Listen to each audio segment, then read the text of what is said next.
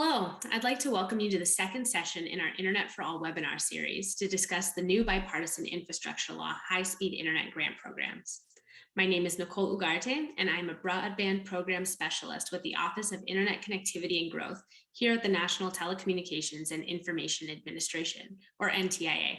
I will be serving as today's moderator. Today, we'll be providing a general overview of the Broadband Equity, Access, and Deployment Program, also known as BEAD. Before we begin, I'd like to take a moment to review our agenda and introduce our speakers.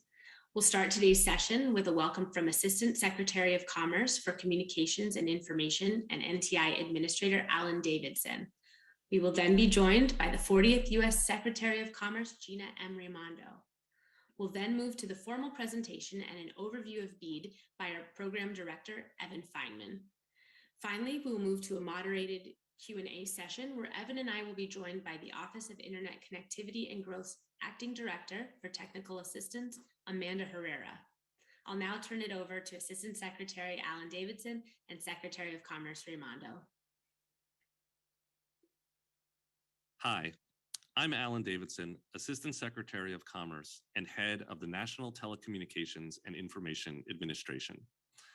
Thank you so much for joining us to hear more about our Internet for All initiative. This is an exciting time for our country. The Internet for All initiative is a historic step towards achieving a critical goal, a fully connected America. We have been talking about the digital divide in this country for more than 20 years. Now, thanks to the Bipartisan Infrastructure Law and President Biden's leadership, we finally have the resources to do something serious about it. The law's $48 billion investment in our nation's internet infrastructure will open opportunities for millions of Americans.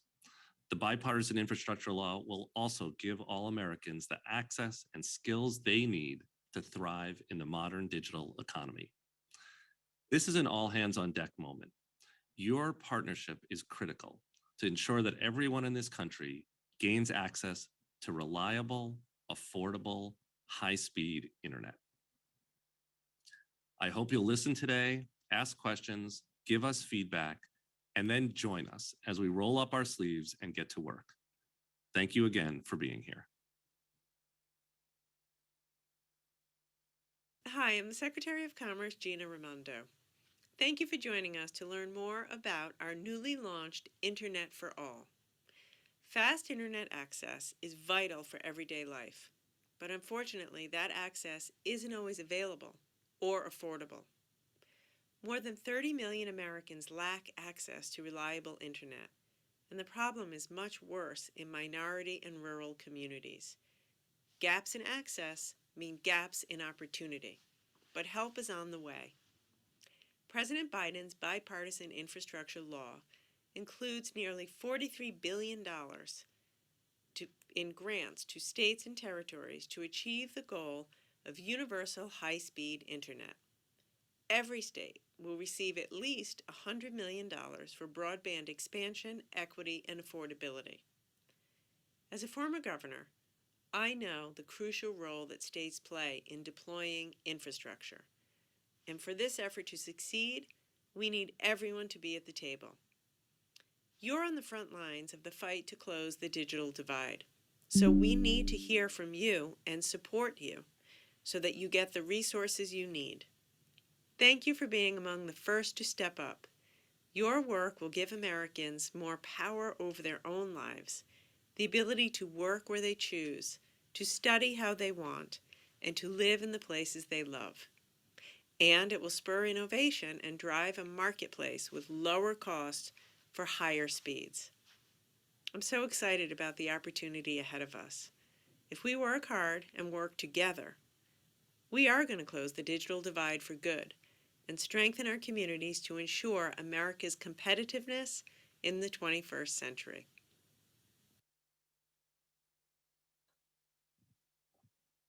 Thank you very much, and thank you guys for joining us today. This is a really exciting moment. We are launching the Broadband Equity, Access, and Deployment Program. This is a huge component of the recently passed Bipartisan Infrastructure Law And I'm thrilled that folks decided to join us today and really excited to talk about it. So let's dive right in. Right off the bat, I think it's important for folks to understand that this program is fundamentally different from previous efforts that the federal government has undertaken related to broadband.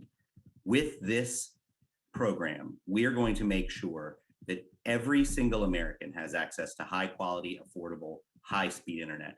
That's from the president all the way down. And when we talk about high quality, we mean very fast networks that are going to serve the needs of our families and our economies for years and generations to come. And when we say affordable, we mean folks need to be able to get online at prices that work for them.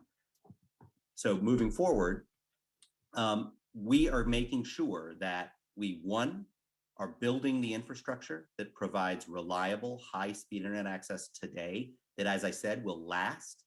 Two, that we're building those networks in a way that make sure that folks have prices that they can afford, and that for those folks who need a little extra help, our colleagues at FCC are providing support through the Affordable Connectivity Program. And finally, we're going to do a tremendous amount of work in the digital equity space, ensuring that the resources that are needed by marginalized communities and others who have not previously been served well by our internet expansion efforts are going to be served well by these. Our communities absolutely need connectivity to high-speed internet. There is no debate that it is a requirement to compete globally that every single home and business in the United States have access to a high-speed internet connection. This is incredibly important across all different walks of life, but just to highlight a couple of top-line items, maximizing savings for education is critically important.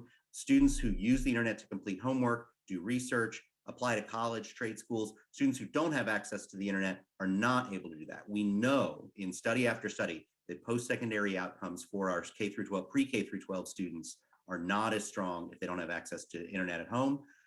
It's critically important for the growth of our economy. By connecting our workforce, we can ensure that Americans are competing globally, that all of our communities are able to compete for new jobs and new economic opportunities. By lowering the costs for healthcare, we can ensure that folks get the care they need where they need it. We can support the elderly and aging in place. We can support people who have mental health issues and availing themselves of telepsychiatry. And we can reduce overall healthcare costs, both for providers and most importantly, for Americans who are bill payers. And then finally, we know that this is a technology that's fundamentally based around connectivity, pulling together our communities and ensuring that people are able to connect with their neighbors, with their local government, but also with their communities of interest. They can connect with their families, their friends, the people who share their same hobbies. It's a tremendously important way for all Americans and people around the world to come together. Looking specifically at the BEAD program, this is a program that devotes right around $42.5 billion to get all Americans online by funding partnerships. And I want to emphasize that word partnership. You're going to hear it throughout our presentations throughout the week, and you're going to hear it throughout every time that we talk about the BEAD program. This is about partnerships between states and territories, partnerships between the federal government and the states and territories, partnerships between the states and territories and local governments and stakeholders. We're going to build infrastructure where it needs to go. We are going to ensure that community anchor institutions are connected, and we're going to ensure that significant resources are put into digital equity. So diving down a little bit into the detail, this pool is designed to do first infrastructure planning and implementation. And so we want to be really clear that the first priority of the BEAD program is the access problem, getting infrastructure to those American locations that need it. All 50 states plus the territories are eligible for use of our funds. And the timeline is a little varied depending on when you meet some of your guidelines, but in general, or some of your deadlines, but in general, what you're going to want to think about is right now, your state or territory should be submitting or have already submitted a letter of intent to our program, and then follow that up with a budget for how you want to spend the initial $5 million of planning funds. You can then generate a 5-year plan that you're going to be able to use to start working, getting all residents and businesses and community anchors in your state connected. Then you'll submit to us an initial proposal that'll unlock a significant amount of funds for your territory. Then over the course of the following year, you'll develop your final proposal. That final proposal, which you'll still want to update every single year, should reflect a holistic plan for how every single resident and business and community anchor institution is going to get access to the internet in your state or territory, and additionally, how you're going to use additional remaining resources to ensure that you are doing digital equity work. So let's talk about who's getting this money. First, the eligible entity, the prime movers here for this program are the 50 US states, DC, Puerto Rico, and the other territories. Each of these entities are going to be in large part determining the future of the way the program works within their borders. As you might imagine, writing a program with a set of rules that'll work for both Alaska and Arizona means that there are a lot of different ways to engage with the BEAD program. What we want to make sure happens is that each of our eligible entities, our state or territory level actors, have the resources they need and the support from NTII's team to ensure that they develop a program that meets the specific needs of your state or territory so that we can make sure that we're achieving program goals.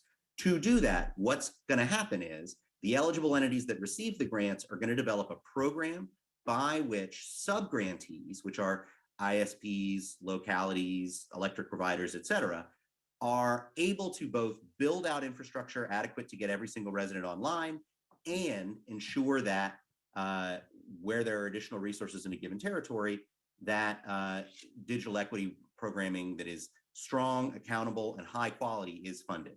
So looking at how the funding is distributed, what you see is that BEAD funding really is composed of three different tranches.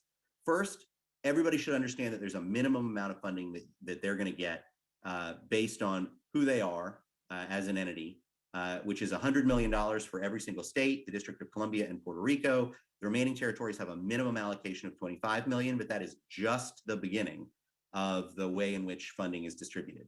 Second, 10% of the funds are reserved for what we're calling our high cost allocation.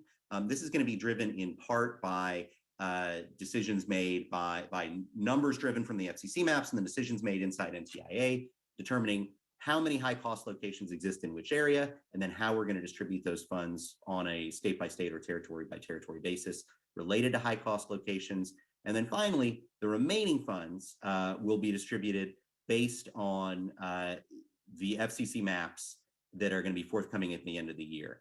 And I think we want to be really, really, really clear that those FCC maps are, we're aware, not going to be perfect. FCC is aware that those maps are not going to be perfect, but they are going to be the beginning of a conversation about who's unserved and who's not, and they're going to help us determine how to distribute the funds overall. So looking at the first step in your 5-year action plan, you are going to be able to get $5 million really as soon as you send us your letter of intent and a budget for the use of that funding. We really want you to develop your 5-year action plan using these funds and other existing resources that you have if you've got a state broadband office that has additional resources. Things you want to think about that are really important. One, is their office capacity adequate to run this program? Very, very few state and territory offices right now have the capacity they're going to need to manage hundreds of millions or a program in excess of $1 billion.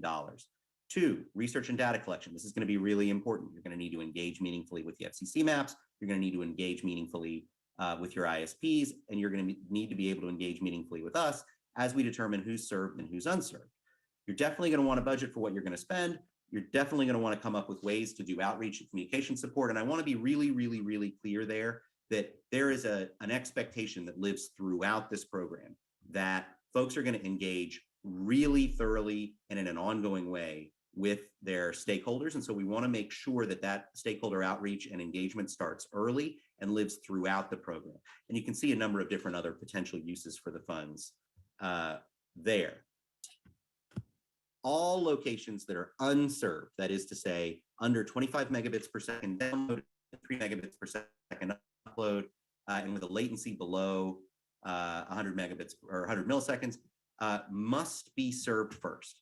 Second, underserved locations must be served. That's anybody below 100 megabits per second, over 20 megabits per second. And then finally, we must get gigabit service to all community anchor institutions. Now, I've listed those in order, and I've said first, second, finally. But what I want to be really clear about is that's not a division in time, that's a division in priority. So you could certainly say this project that gets all of these unserved locations in this corner of a county can also go ahead and get underserved locations adjacent served at the same time. What we want to make sure is that there's adequate resources to get all of the unserved locations and all of the underserved locations hooked up before we, for example, move to community anchor institutions. There's no reason all of that work couldn't and shouldn't happen all at once in a given state or territory. Moving forward, we want to talk about how we're going to do this. The BEAD program must include a low-cost broadband service option for all eligible subscribers. An eligible subscriber means, frankly, anybody who wants to sign up, or for anybody that wants to sign up that is qualified for the Affordable Connectivity Program. Eligible entities, which is to say states and territories, are going to define the parameters for low-cost plans, and we're going to want you to think about, are providers participating in the ACP? Are you going to, what is the expected cost after subsidies? And frankly, what is the quality of this plan? And so let's take a look at what an example of a good low-cost plan could be. It's got to have less than $30, including taxes and fees, or less than 75 on tribal lands. You can apply affordable connectivity benefits, subsidies to that cost, and it's got to be over 100 over 20. And you can't have there can't be anything sneaky about it, right? There can't be extra fees, there can't be data caps, there can't be surcharges. And we've got to make sure that those plans are designed so that they can upgrade along with the rest of society as we improve and take advantage of new technology over time. Looking forward, we're going to want to make sure that eligible entities conduct local coordination activities. I talked about this earlier, but I want to emphasize it again. There must be a robust, ongoing dialogue between state and territory governments and all of the relevant stakeholders. If you have significant diversity of communities in your state or territory, you need to hear from all of them. And our staff needs to hear from them that you are hearing from all of them. You've got to make sure that you're geographically robust in your conversations. Don't just talk to folks around the Capitol. Don't just talk to folks in your traditional trouble spots. Make sure that you're hearing from everybody. We want to make sure that we're reaching people where they are, and that means talking to people in more than one kind of way. We are not, for example, at NTIA, just doing these webinars. We think it's great that folks have signed up for the webinars, but we're also traveling. We're also releasing documents through a variety of different channels, and we expect our state and territory partners to do that as well. Of course, we have to be transparent as we do this work. You want to make sure that everything you're doing is out in the open and that folks have a clear understanding of both what your state or territory is planning to do and how you're planning to do it. Nobody should be surprised at any point during this process. In fact, this should be a very clear, open process throughout. Everybody should have absolute clarity about what's happening when and how in each of their territories and states. And then finally, we've got to make sure that folks, as we do our outreach, that unrepresented and underrepresented communities are given a seat at the table. Very often, it's easy to overlook a small group or a quiet group or a group that doesn't engage in the same language that we do. Those days are over. We're going to need to make sure that we are working closely with everybody, and that includes communities that have traditionally not been a part of governmental outreach. Looking forward, there are also a couple of other changes in the way that the BEAD program works relative to some past efforts. First, you got to comply with federal labor and employment laws, and we want to promote fair labor practices. We do not want to do cheaper projects if the way we're doing cheaper projects is we're just doing them on the back of workers. That is not progress that we want to support. Secondarily, we got to make sure that we're building up the workforce that we need. Job training is key, and we can, in fact, use these funds to do job training work as well as leverage other existing job training efforts. And then finally, the climate is changing. That has significant implications for the way in which we invest in infrastructure. We need to make sure that the investments that we're making are going to last. That includes making sure that they're scalable from a data standpoint. It includes making sure that low-cost plans are going to be able to grow as people's usage grows. And it means being sure that if there are going to be increased storm activity, if sea level is going to rise, if there's going to be a thawing of areas of tundra or permafrost that we thought were solid, that there's a plan for making sure that this infrastructure is going to last over time. Looking at the next slide, I just want to do a quick overview really clearly. number one priority, access. We are going to get unserved and underserved homes online. We're going to do that in a way that is affordable and that ensures long-term sustainable solutions so that folks can stay online without breaking the bank. And then finally, we're going to invest really significantly in digital skills training, in digital literacy training, in affordability programming, and in a variety of other highly accountable, highly effective programmatic designs that are going to make sure that Americans are easily able to get online. So let's talk about who can engage with the program and how they can do it as a stakeholder. So folks that are obviously going to care a lot about this are telecom providers, right? Y'all have been getting people online to date, and we're going to help you get more customers and make sure that you're able to offer high quality, affordable service.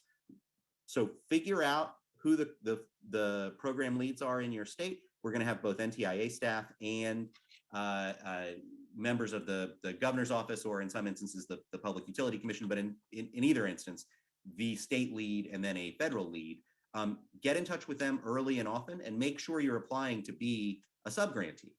If you're a tribal government, there is our tribal program that you should already be in dialogue with, but we want to be very clear that that program and this program exist side by side, not separate from each other. So make sure that you're talking as well to whomever the BEAD staff person is in the state and the state office, so that your plans and what you need in your tribal community are rolled into what we're doing. If you're a community anchor institution and you don't already have gigabit service, raise your hand, jump up and down, shout, let somebody know. We're going to make sure you've got at least gigabit service at the conclusion of this program. If you're a local government, wow, this is such a huge moment for you. You get to make sure that every single resident in your county or city or town is going to be able to get online. But first, we got to figure out where those folks are. Y'all are closer to the ground than we are, and so we need your help to get it done.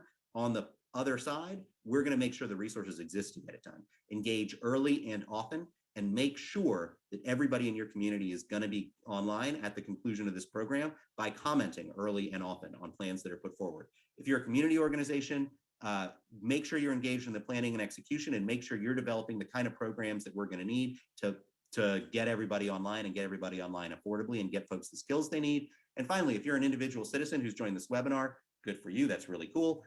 Make sure you participate in the courses as they exist. Contact your local leadership to ensure that they are participating fully with the program, and be a local leader, be an advocate. If you're a member of a membership organization or a civic organization, make sure they're joining any coalitions or other support activities around getting everybody online. So finally, talking about some additional resources, go to internetforall.gov for additional information regarding our programs. Engage with your state or territory. There are going to be toolkits and a wide variety of other different documents that are in plain language for folks to use.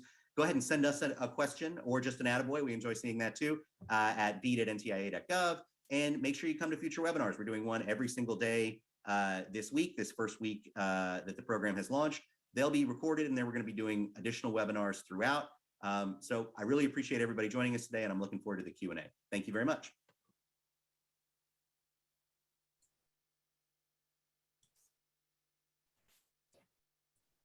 Thank you, Evan, so much for your presentation. I'd like to thank all of our speakers. Welcome back, Evan. And then, of course, welcome Acting Director for Technical Assistance, Amanda Herrera. For all of you on the webinar, please enter your questions into the Q&A function. We have been receiving a ton of questions. We'll do our best to get through all of them. Anything we don't answer today, we'll make sure to integrate into future informational materials and FAQs. I think that you presented a really great overview, Evan, of the whole program, but just to be extra clear, to underscore it for everybody, can you start off with who is eligible to apply for this program? Sure. So the folks who are going to apply to NTIA are states and territories. The reason we're doing that is because we don't want to be picking this individual ISP is going to build to these locations in this corner of this county. This community organization is going to run this program in this city. That isn't, we have less knowledge and less ability to evaluate that than our partners in the states do, and in particular than our partners in the states will once they have gotten into direct and ongoing partnership with local leaders, civic organizations, and other stakeholders.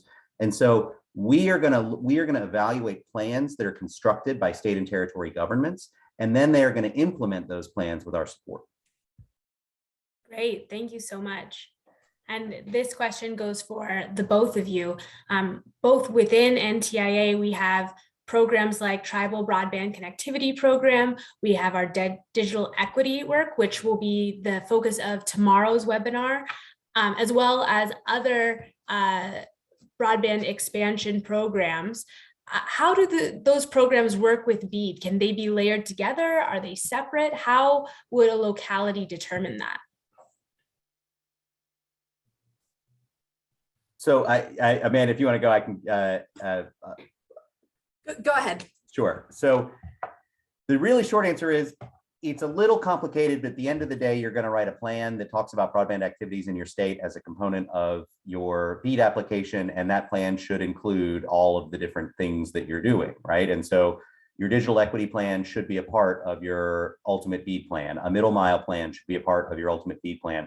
All of your engagement through our tribal program and your future plans to use BEAD funds in support of tribal communities should be a part of your BEAD plan. Now, some of the components of that BEAD plan in service to those other programs that have earlier deadlines, you're going to need to develop first. Think of that as getting a head start. That's not a bad thing. That's a good opportunity to start putting pen to paper and get to the places where, to start work on those programs that have sooner deadlines. But by and large, when you write your initial proposal, when you write your 5-year action plan, then your initial proposal, and then your final proposal, those should be holistic approaches to universal connectivity in your state or territory. One thing that I'll just add is we really want states to be able to look at this holistically. The goal of this is to get reliable, high-speed internet access, affordable, reliable, high-speed internet access to everyone. And so that's going to require states taking advantage of a number of different programs that are out there in addition to the BEAD program. So that's the digital equity program. That may be capital project funds being dedicated to broadband. Any resources that are out there to help us reach this goal, we want the state to put it all together towards this holistic objective. Thank you so much. I think another part of this program is not only the different funding sources coming in, but the different types of stakeholders that are really coming together. Amanda, can you talk a little bit about the role of academic institutions in coordination? Absolutely. One of the requirements of the program that states have to engage in is local coordination. That involves bringing a number of different stakeholders to the table to help develop the plan, to help understand local needs, to help develop strategies for implementation. And that includes community anchor institutions like academic institutions. And so if you're an academic institution and you want to get involved, now is the time to get involved as the state starts its planning process. So by reaching out to your state's broadband office, you can get involved with what's going on at the state level. Wonderful. Evan, you had talked a little bit about applying to be a subgrantee. Can you talk a little bit about the process, or is the process going to be up to each state? So each state is going to design a program that works for them. Probably, I would strongly suspect there will be at least 2 programs, one program that would be infrastructure focused and one program that would be digital equity and literacy focused. But there could be more, right? You could certainly say that states that have specific or unique challenges will set up a program to do one in denser areas to serve underserved folks and one in more rural areas to serve unserved folks. You could see there being bifurcations within the programs, but ultimately each state is going to tailor their approach with our support and oversight to developing programs of subgrantee selection. They're going to lead to every single resident of that state getting online. That's the really critical part. Part of the reason, and I know people are frustrated, believe me, I can see the questions moving.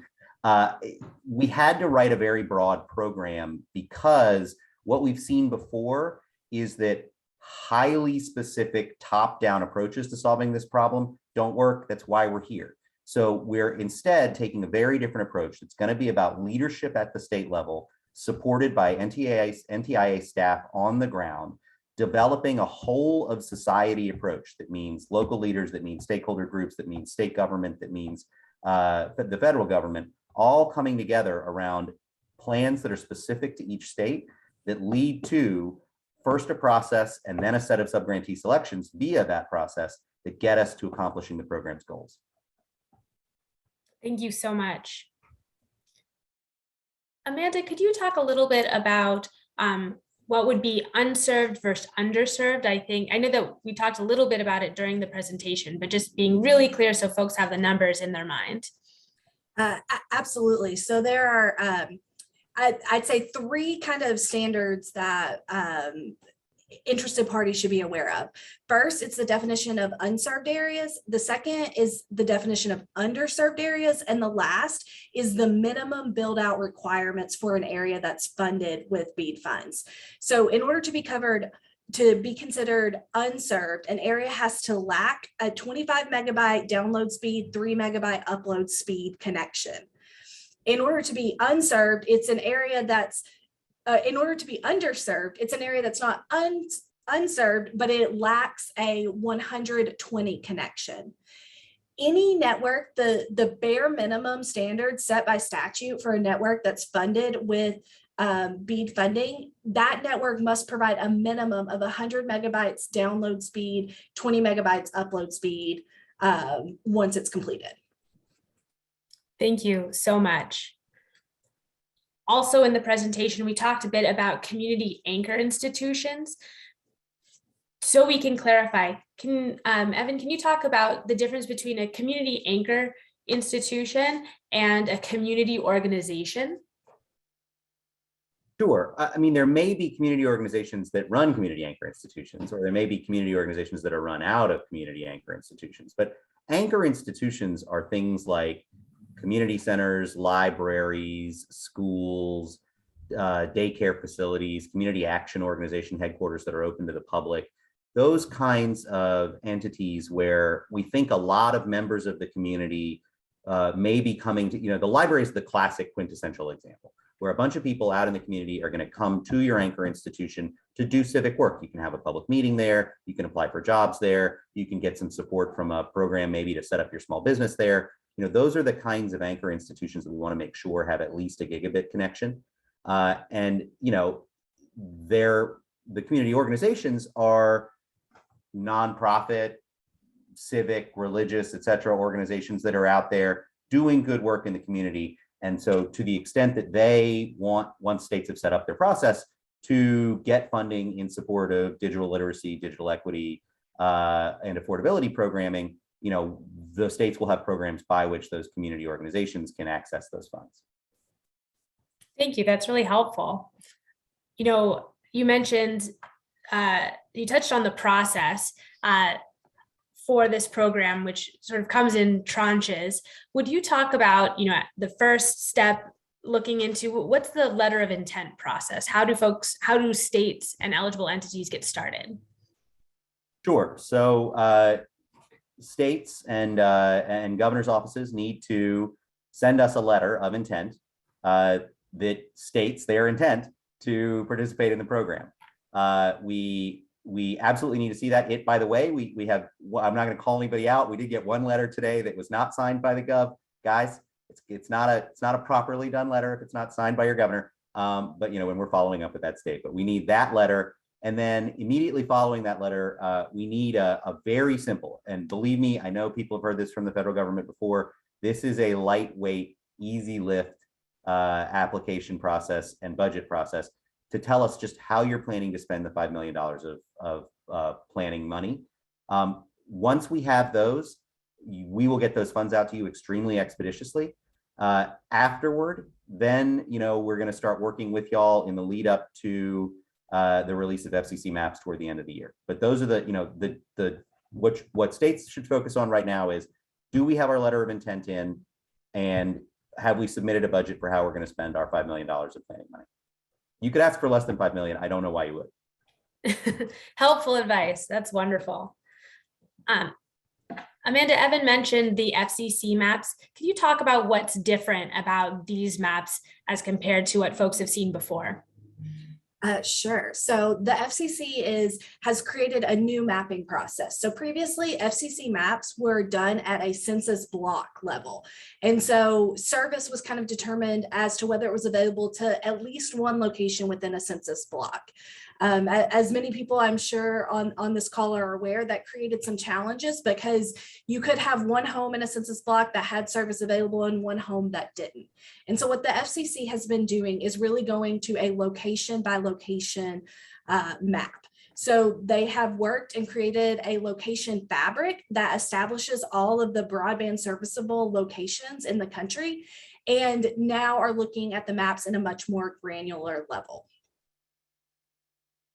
That's really helpful and a really key component of this application process. Thank you. Evan, we're getting a lot of questions about what is the definition of a low-cost option. I know affordability is such a key component of BEAD. Sure. So, that's an interesting question, and one that we had a lot of conversations about internally when it comes to, what's a low-cost plan, what's not.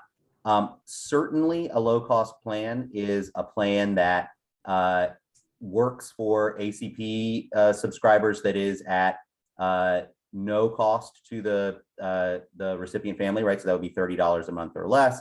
And I think everybody saw, or most folks who are engaged with this webinar will have seen the announcement from the White House about the overwhelming success and adoption already of the ACP by many providers. We hope even more join. Unfortunately, I can't say a plan must cost X or deliver Y. We do not have legal authority to do that via this program, but what I can tell you is that we're going to look very hard at what costs are imposed upon folks. And, in particular, those low cost plans are going to have to be at the speed benchmarks that we've talked about. The expected cost to eligible subscribers, which is to say somebody who wants to take part in a low cost plan, must be very clearly laid out and must be affordable relative to the economics of the state or region or subregion of the state. Folks can, of course, put the affordable connectivity benefits into their calculus for what the ultimate cost is. And again, those plans are going to need to look like what the standard offering is by that internet service provider. So this is not about providing bargain basement service to low income Americans. This is about providing good quality service at a price that folks can afford. I wish I could say it's got to be X dollars a month. That's not something we're able to do. Instead, it's going to be, we're going to have to evaluate each plan as they come in. Thank you. Then more at the macro level, how is the amount going to each eligible entity determined? So the FCC is going to release their maps at the end of this calendar year, thereabouts, right? There was some congressional testimony that suggested it'd be in November. I think that's a fair bet. That will be FCC's first time using this new approach. So rather than, as Amanda talked about earlier, rather than going by census blocks, this map will be a location-based map. That map will not be perfectly accurate, right, when it comes out. We know that, FCC knows that. If you think about it, it's incredibly challenging undertaking, right? They're going to figure out every single home and business location in the entire United States and put every single one of them on a map. That's going to be hard to do. And then they've got to take all of this disparate data and overlay it and figure out who's served and who's not served. So after those maps come out, there's going to be an opportunity for states to engage with those maps and say, hey, we think there are mistakes here, there, and the third place, right? And that challenge process will give folks the opportunity to correct the maps. After all of the different maps have been worked out and the challenges have been worked out, that's when we'll have a good sense of what the final figure is going to be for states in terms of what they'll be able to allocate, their slice of the pie, as it were. It's worth remembering that we are also setting aside at the outset some funds that we're protecting for very high cost areas. And no matter how the allocation turns out, everybody can rely on getting at least their minimum. But I think, if you do some math, right, we've got 50 states and 6 territories, we've got $42.5 billion. I think it's pretty unlikely that too many folks are going to be at or close to their minimum allocations. Thank you. Amanda, all throughout the NOFO, there's a lot of references to the technical assistance that will be provided. Could you talk not just a little, but really in depth, what is the technical assistance that folks will receive? What can they expect? And how can they plan to accept that sort of help? Absolutely. So technical assistance is a critical component of this program. So technical assistance is really designed to be able to support states in their implementation of these programs. We will be providing a number of resources and guides to implementation, everything from things about how to set up a broadband office, how to conduct local coordination. We will also be responding to inquiries from the states, providing additional training opportunities, helping the states with kind of put together whatever pieces they may need to be successful in these programs. We really view this as a partnership between NTI and the states to be able to kind of solve this universal broadband issue for each state. And we recognize that there are a variety of different unique circumstances all over the country. And so we want to work with each state and the stakeholders within that state to really help develop that solution that is going to make sense for that state. The perfect lead in. I have sort of a category of questions for you both. We're receiving a lot of questions from folks who live in really rural, hard to reach areas, high cost areas, Evan, as you've mentioned before. Also from community organizations that want to make sure that they can stay involved. What would you say to the folks listening in today about anxieties about getting their community included? What should folks be doing to make sure that they're reaching out to the right folks? How should folks be preparing to participate? Great question. And I apologize, I let my dog outside because he had a lot to say on this webinar as well. If you're a community and you're concerned that your residents are going to be overlooked, what you need to do is start now and get folks prepared to engage with you in your community about what the needs in the community are, so that you as a community leader are able to accurately report that up to the state. The state is going to be required to be engaged with your community throughout the process, but there's one big, really important moment, and that's the state is going to put forward a plan that they are going to tell us gets everybody in the state connected. That plan will have to permit comment from local governments and political subdivisions. So if we see that a state has put forward a plan that purports to cover everybody, and then there's an uproar, either a loud cry from one community or from several communities or from lots of communities that's indicating to us that there's still going to be gaps, we're going to take that very seriously, and we're going to get to the bottom of it before we approve that plan. And so, there are going to be a lot of opportunities for local leaders and communities to engage with us. I also want to point out that in nearly every state, there's going to be an NTIA staffer on the ground. If there's not an NTIA staffer in your state or territory, there will be one in an adjacent territory who's responsible for your state. We simply can't put somebody in every single state, but we're very close. And I will tell you, those folks want to hear from you as well. They will be speaking to your communities. They will be talking to the county and municipal organizations. They will be talking to stakeholder groups. And that is another means by which you can communicate directly with us rather than having to filter your comments through the state office. But we want to hear from you. The state office needs to hear from you to be in compliance with this program. And listen, we're going to take it very seriously. If we get sent a plan that says, I'm going to get everybody in Pennsylvania online, and then we hear from a community that there's a flaw in that plan and members of their community aren't going to get online as a result of that, flaw, we're going to get to the bottom of that, and we're going to figure it out. We're going to figure it out with you, and we're going to figure it out with the state. Thank you. That's so helpful. And I'm taking that on as one of the folks working in Pennsylvania. We're going to figure it out. I can promise you all for sure. Yeah, y'all, Nicole is going to do a great job in Pennsylvania. We're very excited. A good hand to be dealt. We're here in South Philadelphia, or at least dialing in. Can you talk a little bit more? So you mentioned that there's going to be a staffer in every state, or nearly every state and territory. What is NTIA's role from the basic to the day-to-day in terms of implementing and distributing this grant? Sure. I mean, that's a really good question. It's an interesting role. So our state broadband leaders are first and foremost there to support the state in getting the job done. And that means running a high quality program that accountably, transparently, and affordably accomplishes the program's goals of getting every single resident online at speeds that will last and serve their needs, as well as running highly accountable, metric-based and data-driven digital literacy and digital equity programming. In core, that person is going to be a partner to the state office. They're going to be a spokesperson and advocate for the program in the stakeholder community that surrounds the state office and the broadband effort. They're going to be a resource and a means of communication, both from us to the state office and to communities, and from communities in the state office back to us.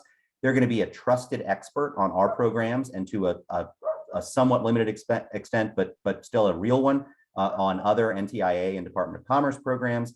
And they're going to be somebody who can talk about what challenges still exist for the state that the state could overcome, either through regulatory or policy changes, or through alternate program design as the state develops its plan to get the job done. So, that's a lot of different stuff to throw at you all at once. But at the end of the day, this person and whomever it is that a governor selects to be the point person for that executive branch, they are going to be the partnership that is going to be driving the state toward universal broadband coverage.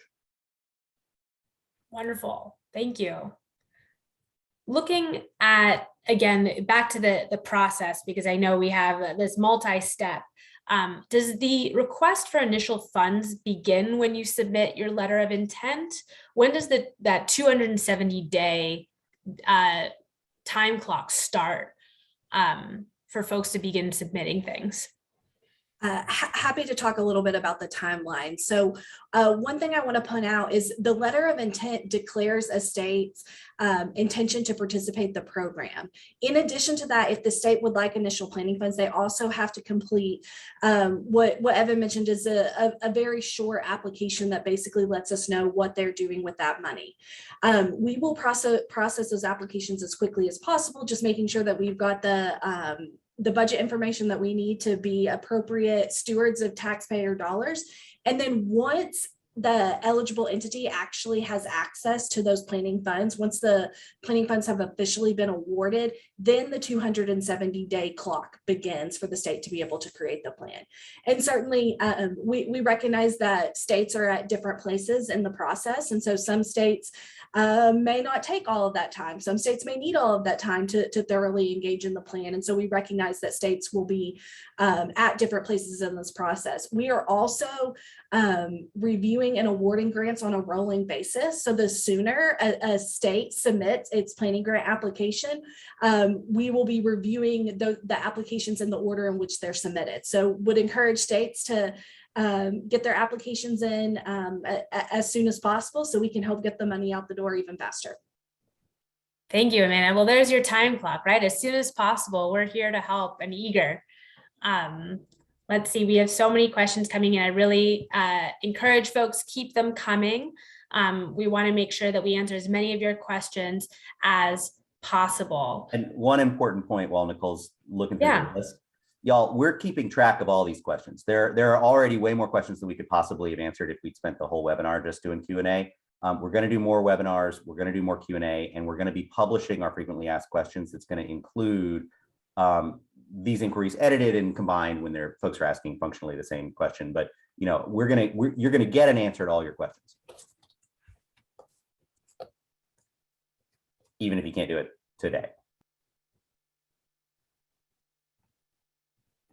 Thank you. Let me just scroll through to make sure that we're getting at some of the ones that may have been overlooked. Oh, I think that here's a great one. So we've talked a lot, or often we talk about broadband access as infrastructure.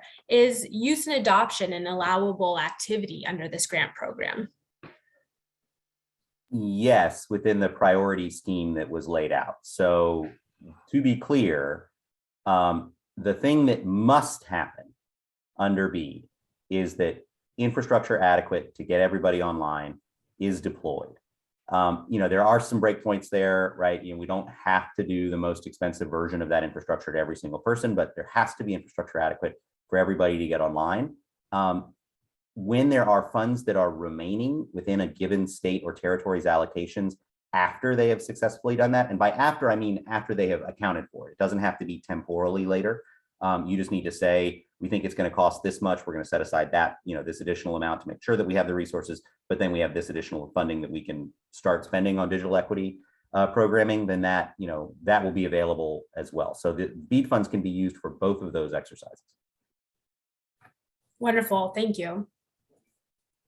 If a state bill conflicts with some of the objectives of the program, how should a state seek to deconflict those?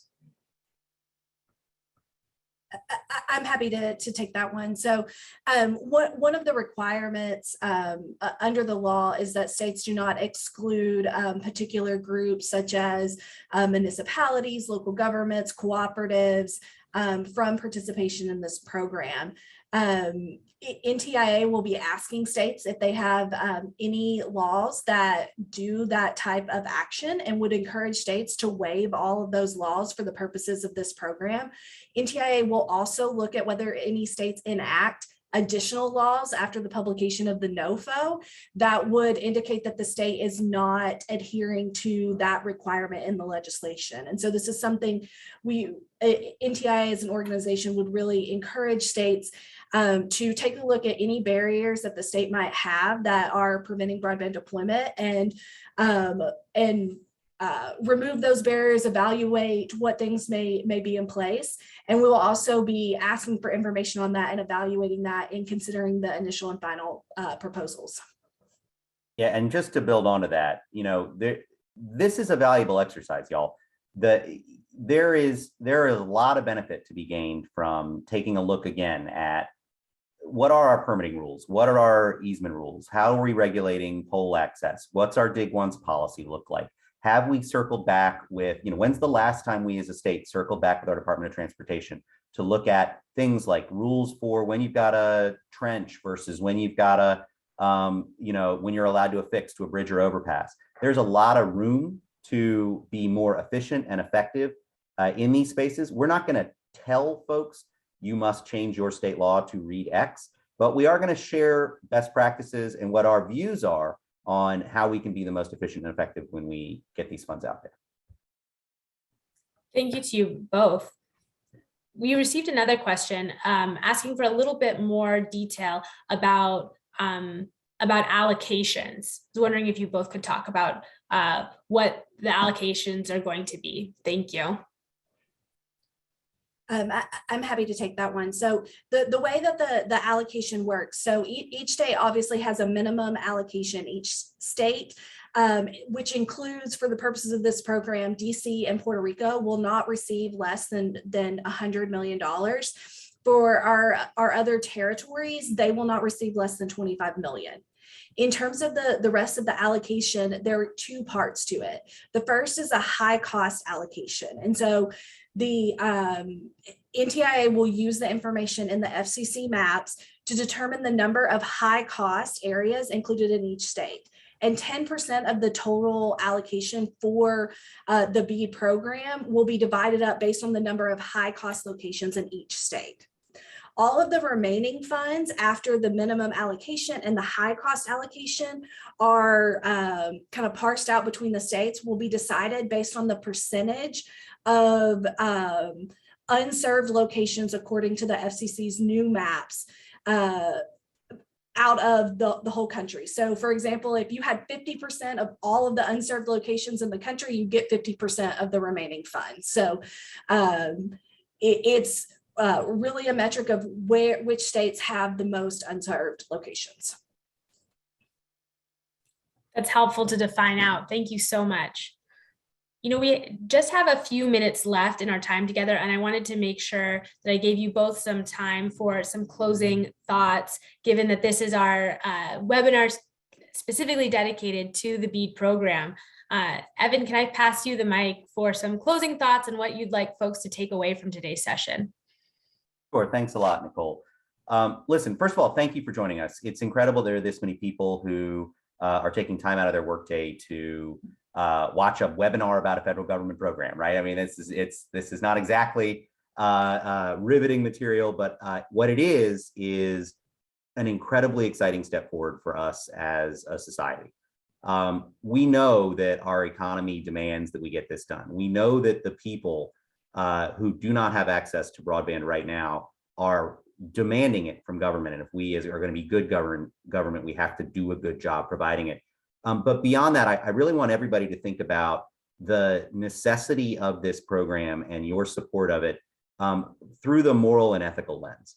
The simple fact is there's a quality of life and a standard of living that most of us enjoy, but that a subset of Americans, based on the zip code in which they currently reside, do not. That is not the kind of country we ought to have. That has not been the way we've been as a country when we were meeting our aspirations, and it's not who we should be moving forward. So, I'm really excited to work on this program. And listen, as you read the NOFO, remember that we tried to write as broad a program as we could to get as many people online as possible in a way that made sense for the various states. There are also a lot of opportunities throughout that NOFO for somebody to petition the assistant secretary for relief from X, Y, or Z portion of the NOFO, if that doesn't make sense. At the end of the day, the goal of this program is to get all Americans online. If there's some problem within the NOFO that's not going to allow your state or territory to accomplish that goal, tell us about it, and we will see if we can make an exception for your state or territory. The end goal of the program is to get this done. That's why we're here. That's why we're doing this. And with y'all's help, we can get it done. We can solve this problem for generations. Thank you so much. And I do want it on record that I find this riveting. So I don't know what you're thinking, but I'm very excited about this. Amanda, can I pass the mic to you? Absolutely. Evan just did a great job articulating how important this program is. The one kind of lingering piece of wisdom that I would like to impart is to not forget about the digital equity program.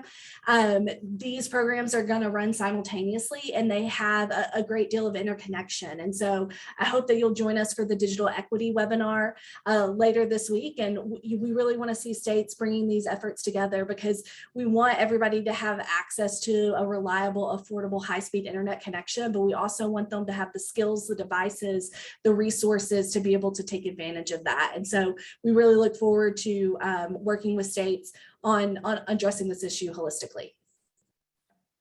Thank you so much. I really appreciate Evan and Amanda, you taking the time to answer folks' questions. I know that there were some comments that we didn't have the chance to go through completely. I want to highlight, we will make sure that we answer your questions and additional informational materials, frequently asked questions. You are also able to email us at bead@ntia.gov. And we have a whole series of webinars continuing. Tomorrow is going to be digital equity, really ties into this program. So I really encourage you to dial in. And then the day after will be Middle Mile, our Middle Mile program. We'll have more coming next week as well. All of this can be found at Internet for All. Again, thank you so much for your time. Please reach out if you have any questions. We're here to support you, and we very much appreciate your time. Thanks, everyone.